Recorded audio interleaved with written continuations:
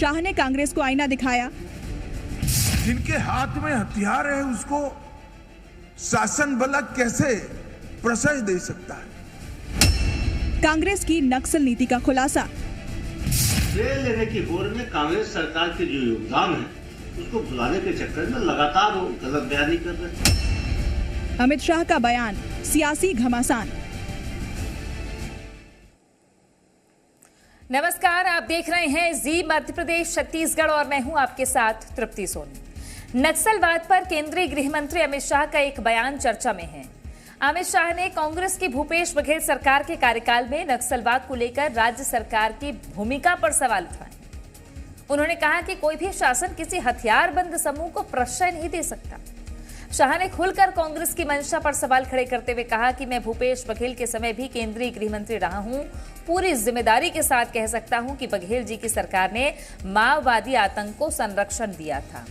आरोप लगे तो जवाब आना जरूरी था। कांग्रेस ने अमित शाह के बयान को विरोधाभास बता दिया। कैसे आज की चर्चा इन्हीं गंभीर आरोपों पर होगी, पहले ये रिपोर्ट देखिए।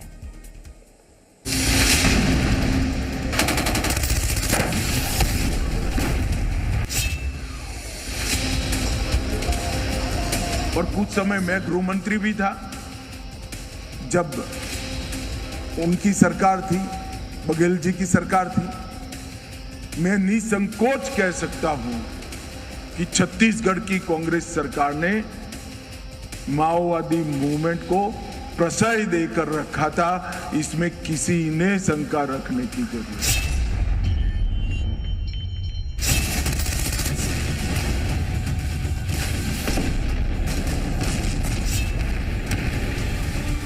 और केंद्रीय गृह मंत्री के इस बयान के बाद नक्सलवाद के मुद्दे पर कांग्रेस चारों खाने चित्त हो गई।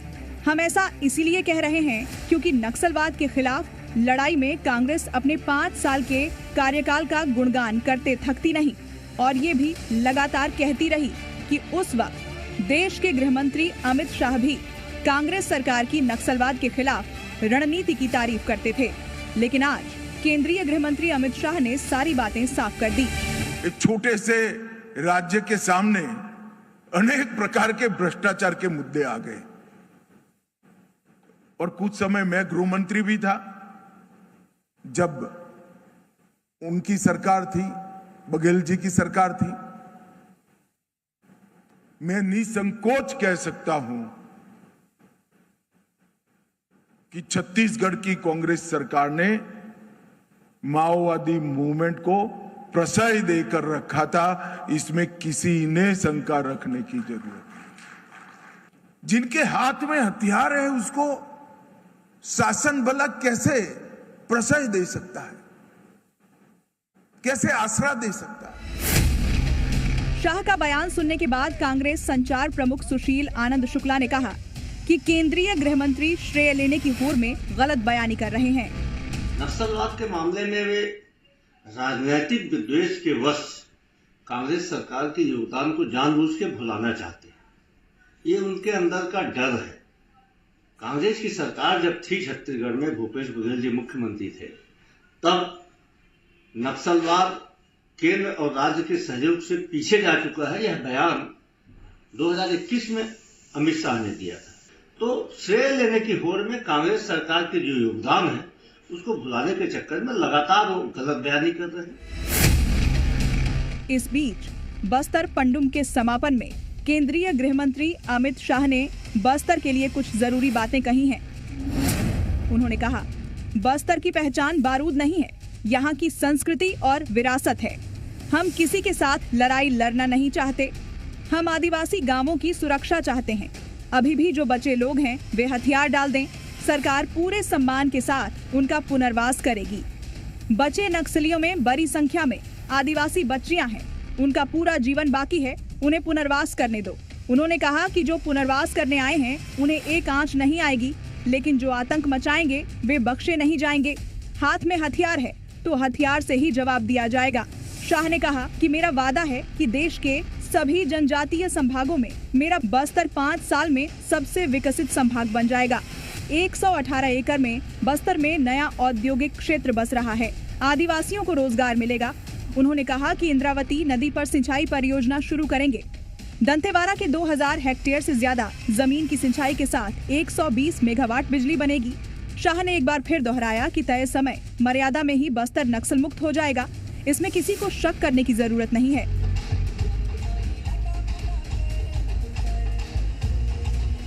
कुल मिलाकर नक्सलवाद को लेकर अमित शाह के इस बयान ने सियासी बहस को फिर से तेज कर दिया है। एक तरफ केंद्र सरकार का दावा है कि अब निर्णायक लड़ाई का वक्त है, तो दूसरी तरफ कांग्रेस इसे श्रेय की राजनीति बता रही है। ऐसे में आने वाले वक्त में बस्तर नक्सल मुक्त होता है या यह मुद्दा सियासी अखाड़ा बना रहता है, ये देखना दिलचस्प होगा। जगदलपुर से अनूप अवस्थी के साथ ब्यूरो रिपोर्ट, जी मीडिया। आइए चर्चा की शुरुआत करते हैं। एक खास पैनल हमारे साथ में मौजूद है। सुरेंद्र वर्मा कांग्रेस पार्टी से प्रदेश प्रवक्ता, देवलाल ठाकुर भारतीय जनता पार्टी से प्रदेश प्रवक्ता, डीएम अवस्थी साहब रिटायर्ड डीजीपी हमारे साथ में जुड़ गए हैं, राजेंद्र तिवारी जी वरिष्ठ पत्रकार हमारे साथ में। आप सभी का स्वागत है। सबसे पहले तो सुरेंद्र जी, ये तो बड़ी बात हो गई है और आप जो लगातार कह रहे थे कि हमारी सरकार के वक्त लगातार काम हुआ, आज केंद्रीय गृह मंत्री ने ये जो बड़ी बात कही है, इसे क्या समझा जाए? इसे ये समझा जाए कि अभी जो 2-2.5 सालों में लगातार ऑपरेशंस हुए हैं, सुरक्षा बलों ने भीतर घुसकर मार गिराया है इतने नक्सलियों को, वैसा आपकी सरकार में नहीं हो पा रहा था? तृप्ति जी, बेहद दुखद और निंदनीय है कि राजनीतिक हितों के लिए इस प्रकार के स्तरहीन बयान संविधान की शपथ लेकर जो देश के गृह मंत्री हैं उनके द्वारा आज मीडिया के माध्यम से जो आ रहा है, ये बेहद दुखद है, निंदनीय है, स्तरहीन है। आपने सुना था लगातार, देखिए 2018 से 2023 के बीच देश के गृह मंत्री जितने बार छत्तीसगढ़ आए, नक्सल मोर्चों पर राज्य सरकार के कामकाज को लेके, विकास को लेके, सुरक्षा कैंप स्थापित करने को लेके लगातार वो पीठ थपथपाते रहे। 5 तारीख का जो है 5 अप्रैल 2021 का जो उनका वक्तव्य है तमाम मीडिया में आया, आपको भी याद है, मैं कोट अनकोट कर रहा हूँ। उन्होंने मीडिया के समक्ष ये कहा था, तमाम चैनल उसके सामने चैनलों के संवाददाता थे, कि सुरक्षा बल माओवादियों के मजबूत इलाके में पैठ बढ़ा रहे हैं और उन पर हमले कर रहे हैं। ये लगातार जारी रहेगा और ये सामान्य होते तक जारी रहेगा। राज्य सरकार विकास और सुरक्षा कैंप स्थापित करने से लेकर नक्सल मोर्चे पर बेहतर काम कर रही है। उसके साथ ही आपको याद होगा 2022 में जब सेंट्रल फोर्स की बैठक थी, उसमें भी छत्तीसगढ़ में किए जा रहे कामकाज को लेकर तारीफ की थी। उसके साथ ही जब हमारी सरकार, जो देखिए दिसंबर 2023 तक हमारी सरकार रही, ये ANI जो न्यूज एजेंसी है उसका ट्वीट है, और राज्यसभा लोकसभा का, कि कार्रवाई के दौरान 5 दिसंबर 2023 को लोकसभा में देश के गृह राज्य मंत्री नित्यानंद ने स्पष्ट तौर पर 2018 से 2023 के बीच जो राज्य में नक्सल मोर्चे पर काम हुए उस पर सराहना व्यक्त करते हुए बताया, जो आंकड़े रखे गए लोकसभा के पटल पर, आप चेक कर लीजिए। वो ऐतिहासिक समय तो नहीं आया ना जो आज आया, जो जंगल से एक लंबी कतार से निकलते नक्सली और एनकाउंटर बासवराजू जैसा कि आज जो बोल रहे हैं वो झूठ है। जो लोकसभा में आंकड़े प्रस्तुत किए गए, नक्सल हिंसा में 2018 से 23 तक 36% कमी आई, मौत के आंकड़े 60% घटे और हिंसक घटनाएं 76%। ये देश के सदन में, लोकसभा में रखा गया। तो आज क्या मजबूरी है जो देश के गृह मंत्री को झूठ बोलना पड़ रहा है? सब वो झूठ बोल रहे थे।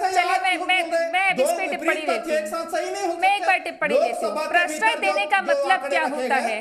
प्रश्रय देने का मतलब क्या होता है, ये थोड़ा समझते हैं। देवलाल जी, आप बेहतर बता पाएंगे।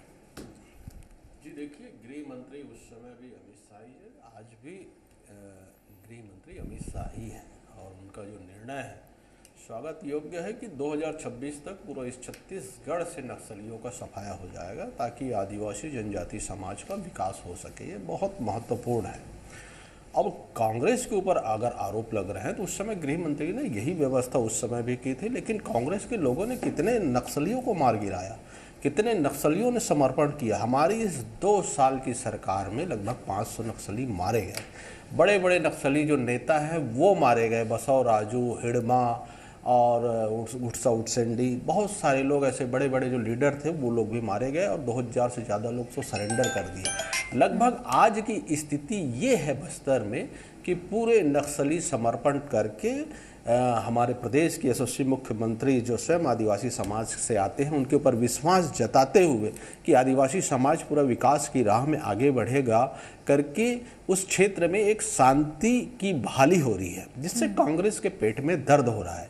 कहीं ना कहीं आप देखे होंगे जब कांग्रेस की सरकार थी उस समय भारतीय जनता पार्टी के जो पदाधिकारी थे, चाहे मानपुर हो नारायणपुर हो, वहाँ पर टारगेट करके उनको मारा जा रहा था। और कांग्रेस के लोगों ने यही नहीं कि नक्सलियों को इलाज कराने के लिए तेलंगाना हैदराबाद में भी ले जाकर उनका इलाज कराया, जो पुलिस वहाँ की पकड़ी।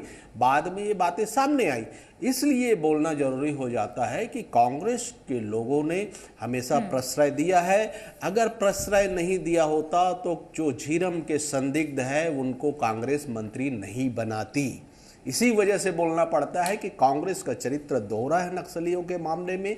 वो कभी नहीं चाहती कि आदिवासियों का विकास हो, नक्सलियों का समाप्ति हो, इसलिए वो हमेशा प्रश्रय देते रही है। ठीक है, मैं राजेंद्र तिवारी जी से समझ लेती हूँ। राजेंद्र तिवारी जी, क्या लगता है आपको कि 5 साल एक लंबा वक्त होता है और इस 5 साल में जो कांग्रेस सरकार की नीति रही और शासन प्रशासन को लेकर के केंद्रीय गृह मंत्री का बयान भी हमने सुना है, जब भी जिस मौके पर आए, कई बार तो वो एक बार तो 5 अप्रैल का जो जिक्र कर रहे हैं सुरेंद्र जी, वो तो बड़ी घटना हुई थी, नक्सल घटना जिसपे जवान शहीद हो गए थे, उसमें आए थे केंद्रीय गृह मंत्री, उस वक्त उन्होंने बयान दिया था।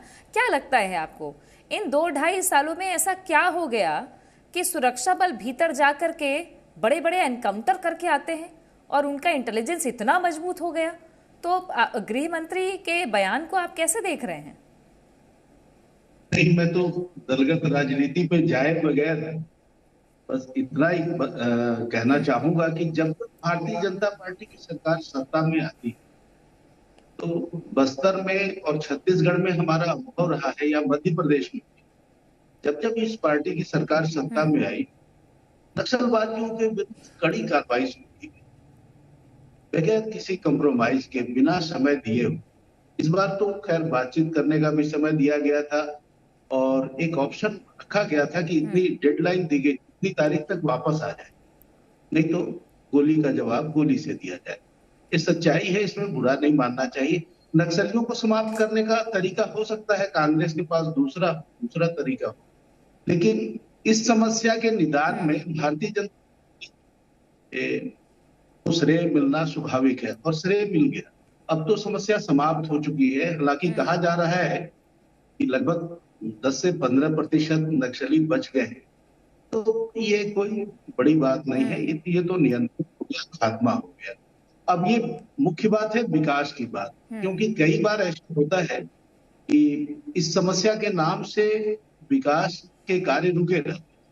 नहीं, मैं एक और बात आपसे पूछना चाह रही हूँ राजेंद्र जी, फिर मैं डीएम अवस्थी साहब के पास जाऊंगी कि जो भी फैसले होते हैं सुरक्षा बलों को लेकर के, इसमें राज्य का भी तो दखल होता है ना जी? एक बार फिर से राज्य का दखल होता है ना? जब सुरक्षा बलों को लेकर के जब ऑपरेशन करने हो तो राज्य का सीधा दखल होता है ना? बिल्कुल, कानून व्यवस्था के मामले में राज्य का दखल होता है, राज्य का अधिकार है। केंद्र किसी तरह सीधा दखल नहीं कर सकता। विशेष परिस्थितियों को छोड़कर यदि राष्ट्रपति शासन लगाया जाए, विशेष परिस्थिति निर्मित न हो, लेकिन राज्य का दखल रहता है और राज्य के मुखिया या राज्य सरकार अपने राज्य को कानून व्यवस्था हो या किसी समस्या के मामले में कैसे हैंडल करना है, इसके लिए स्वतंत्र है। ये तो अपने यहाँ संघीय व्यवस्था की खूबसूरती है। जी जी, ठीक है। डीएम अवस्थी जी, मैं राजनीति से परे, स्वाभाविक तौर पर डीएम अवस्थी जी, मैं राजनीति से परे आपसे बात करूंगी क्योंकि राजनीतिक टिप्पणी लेना ये अच्छा नहीं लगेगा आपसे। मैं आपसे समझना चाहती हूँ कि राज्य सरकार और केंद्र सरकार नक्सल मोर्चे पर क्या दोनों के तालमेल के साथ कोई ऑपरेशन लॉन्च होते हैं या कोई फैसले लिए जाते हैं? ऐसे में आप भी लंबे वक्त तक कार्यकाल में रहे उस वक्त जब कांग्रेस की सरकार थी और अभी आप देख भी रहे हैं, तो आप क्या कहेंगे कि ये प्रश्रय देने वाली या ऑपरेशन करने वाली नीति कैसी रहती है? कहाँ पे बंधन हो जाता है या कहाँ पे खुली छूट मिलती है? देखिए, ऐसा है कि इसको अगर हम दूसरे तरीके से समझें तो राज्य की जो महत्वपूर्ण जिम्मेवारी है, छत्तीसगढ़ राज्य में पिछले 25 वर्षों से नक्सलवाद के खिलाफ लड़ाई लड़ी जा रही है और उसमें इस लड़ाई में सबसे महत्वपूर्ण योगदान केंद्र का रहा, केंद्रीय गृह मंत्रालय का रहा। केंद्रीय गृह मंत्री जी 2018 से केंद्रीय गृह मंत्री लगातार हैं, अमित शाह जी, और वो बड़े जब 19 में कांग्रेस सरकार थी उस वक्त भी वो कई बार छत्तीसगढ़ आए, दौरा किए, और अभी भी इस समय राज्य में भाजपा की सरकार है। लेकिन ये बात हमको माननी पड़ेगी और इसमें कोई संदेह नहीं होना चाहिए कि पिछले 2 वर्षों में जिस तरह से नक्सल ऑपरेशंस हुए और जिस तरह से प्रहार हुआ है छत्तीसगढ़ में, विशेष रूप से बहुत सारे नक्सली जो मारे गए हैं, ये सफलता है और सफलता सुरक्षा बलों की है, राज्य और केंद्र सरकार की समन्वित रणनीति की है और इसमें सबका योगदान है। बिना केंद्र की मदद के राज्य ये लड़ाई नहीं लड़ सकता था और गृह मंत्री जी का दृढ़ इच्छा शक्ति था कि उन्होंने ये कहा कि 31 मार्च 26 तक ये समाप्त होगा। ये भी एक बड़ी बात है, किसी ने इसके पहले इस तरह की कोई डेडलाइन नहीं दी थी। तो इन 2 वर्षों को अगर हम लेंगे जनवरी 24 से और जनवरी 26 तक, तो ये 2 साल में काफी सफलताएं मिली है और काफी बड़े नक्सली मारे गए हैं, बहुत सारे लोग सरेंडर हुए हैं। मुझे लगता है कि प्रोफेशनली देखें तो ये एक बहुत बड़ा कदम है नक्सलवाद को खत्म करने की दिशा। ठीक है।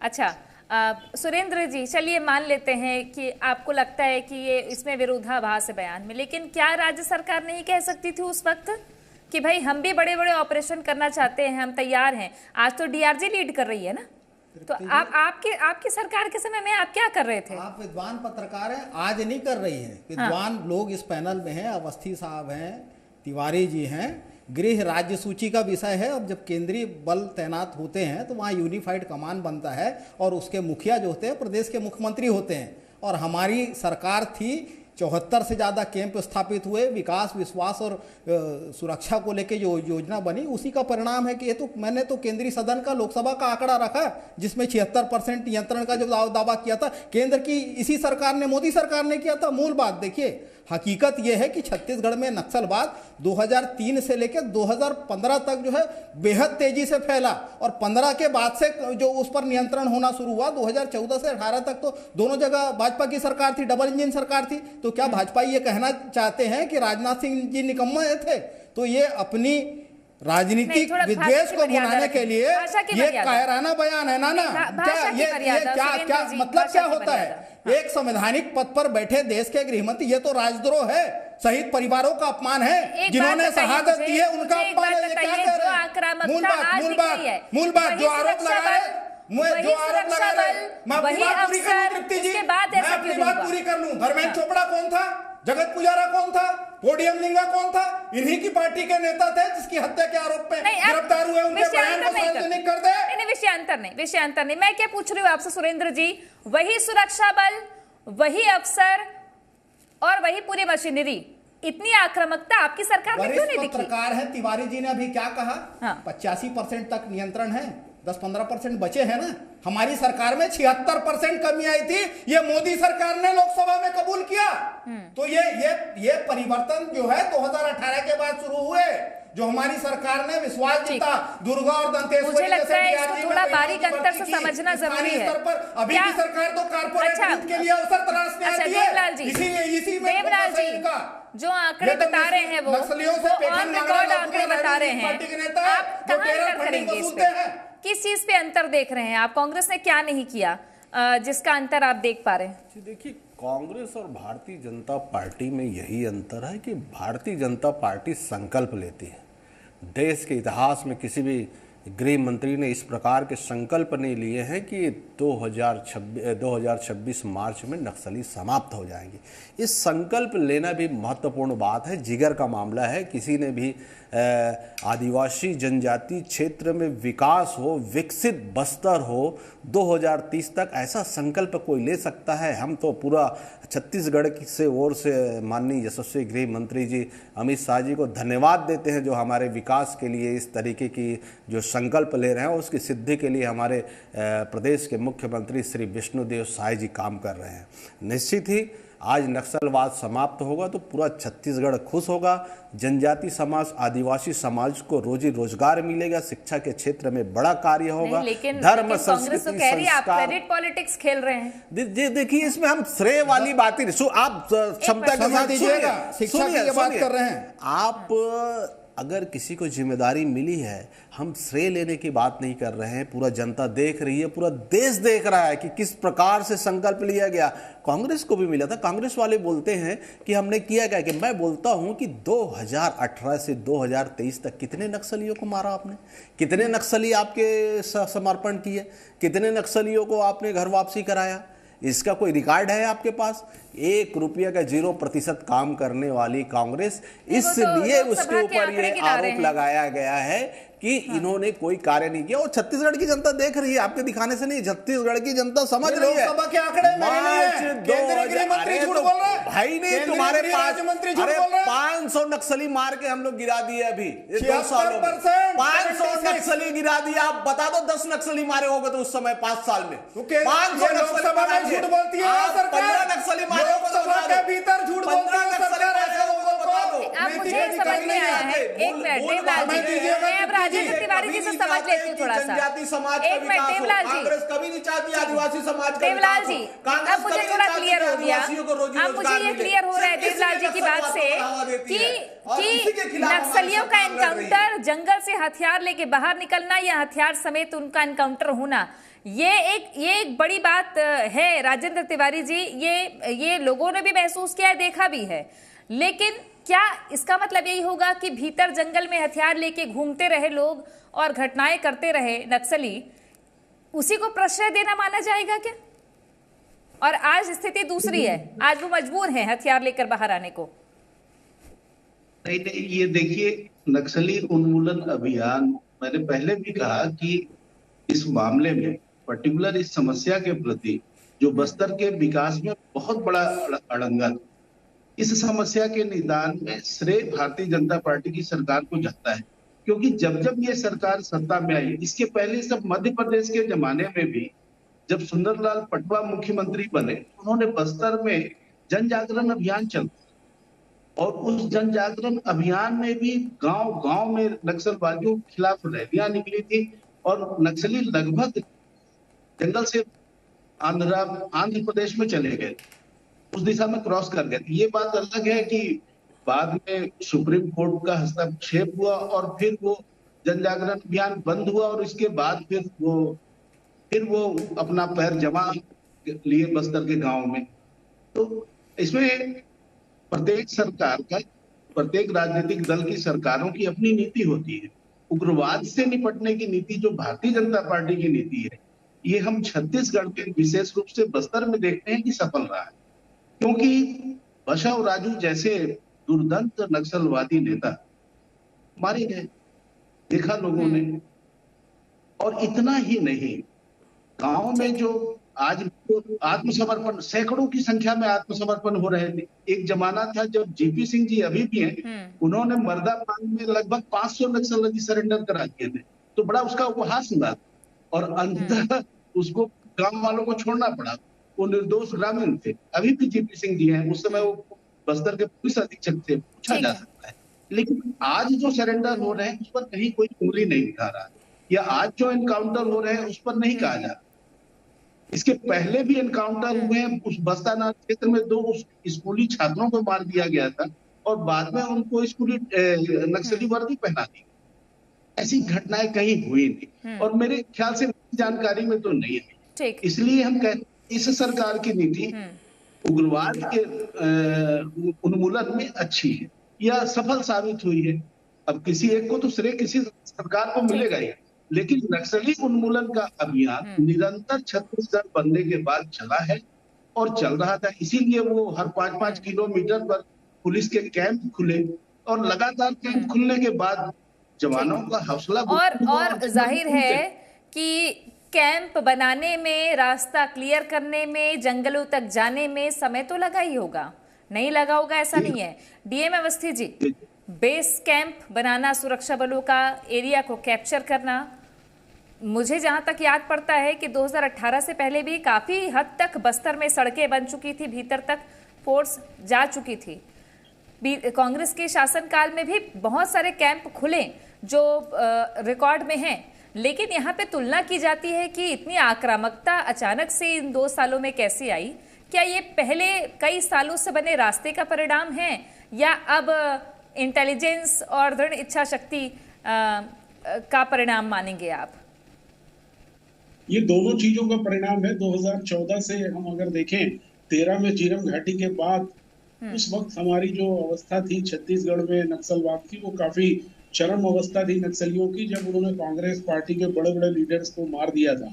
14 से अगर हम इसको माने कि 14 में जो मोदी जी की सरकार आई, फिर एक रणनीति बनी, और 16 से 26 तक अगर हम 10 साल को देखेंगे, इस वक्त बस्तर में काफी मात्रा में कैंप खोले गए। और 16, 17, 18 जब बीजेपी सरकार थी राज्य में, मैं नक्सल डीजी था, मैंने खुद उसको देखा है। उस समय काफी आक्रामकता के साथ नक्सल एरिया में सुरक्षा बल घुसे, उसमें केंद्रीय बल और राज्य बल दोनों थे, और काफी बड़ी मात्रा में सड़कें और थाने बनाए गए उस दौरान, जो कि बैरक्स, और बाद में वो कैंप्स लगातार बनते गए। और लेकिन जो परिणाम अभी जिसको आप कह रही है, इसको मानना पड़ेगा कि ये दृढ़ इच्छा शक्ति, सबल इंटेलिजेंस, क्योंकि टेक्नोलॉजी में बहुत फर्क आ गया। 10 साल पहले जो टेक्नोलॉजी थी उससे ज्यादा अच्छी अब टेक्नोलॉजी हमारे पास है, सुरक्षा बलों के पास है, उनके पास प्रॉपर इंटेलिजेंस के साथ साथ एक समन्वय है। क्योंकि देखिए, जब गृह मंत्री जी स्वयं नेतृत्व कर रहे हो और 2.5 साल का टाइम दे रहे हो, तो सारी सुरक्षा एजेंसियां राज्य और केंद्र की मिलकर काम करेंगी, और ये श्रेय उनको देना चाहिए। ठीक है, बिल्कुल समय की सीमा है, इसलिए मुझे बात यहीं खत्म करनी पड़ रही है।